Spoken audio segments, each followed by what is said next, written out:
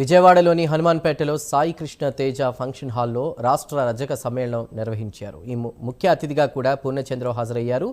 ఆంధ్రాలో బీసీలకు ముఖ్యంగా రజకులకు రక్షణ లేదని మండిపడ్డారు. బీసీల పార్టీ అని చెప్పుకునే పాలనలో బీసీలకు రక్షణ లేదని ఆరోపించారు.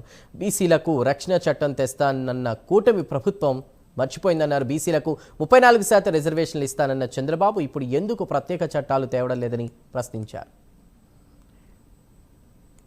అన్యాయం ఈ బీసీలకు జరుగుతుంది ఈ రాష్ట్రంలో అని చెప్పడానికి ఆయన ఏమంటారంటే, మేమందరం ఓట్లేసాం, టీడీపీని గెలిపించాం, మాకు ఇబ్బంది కలుగుతూ ఉంది, మరి అన్యాయం చేశారు, మా ఇద్దరు బిడ్డలు కమ్మోళ్ళు చంపేశారు, చంపితే పోలీసులను అడిగితే పోలీసులు పోయి ఎమ్మెల్యేని కలవమంటారు. ఎమ్మెల్యే ఎవరండి? గురజాల ఎమ్మెల్యే ఎరపతినేని శ్రీనివాసరావు అనే ఒక కమ్మ, ఆయన ఎమ్మెల్యే.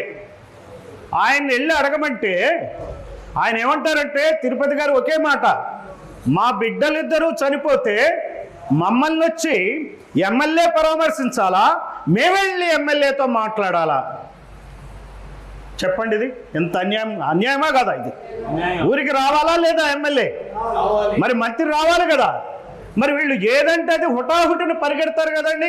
సీఎం హెలికాప్టర్ వేసుకుని వెళ్తాడు, మొత్తం మంత్రులందరూ వెళ్తారు, మన పేపర్లో చెప్తారు, టీవీలో చెప్తారు, ఊదర కొడతారు. మరి ఇక్కడ బీసీలకు అన్యాయం జరిగితే బీసీల పార్టీ అని చెప్పేటువంటి టీడీపీ ఏం చేస్తాం చెప్పండి? ఇదే చంద్రబాబు నాయుడు ఎలక్షన్ల ముందు ఏమన్నాడు? ఆయన బీసీలకు రక్షణ చట్టం తెస్తా అన్నాడు. ఎందుకు తేలా? దానికి ఏమైనా ఖర్చు అయిద్దా? రూపాయి ఖర్చు అయిద్దా? బీసీ రక్షణ చట్టం తేవడానికి ఒక చట్టమే కదండి, పేపరే, పెన్నే కదా. పెన్ను చేస్తే అసెంబ్లీలో కూర్చుంటే అవుతుంది కదా.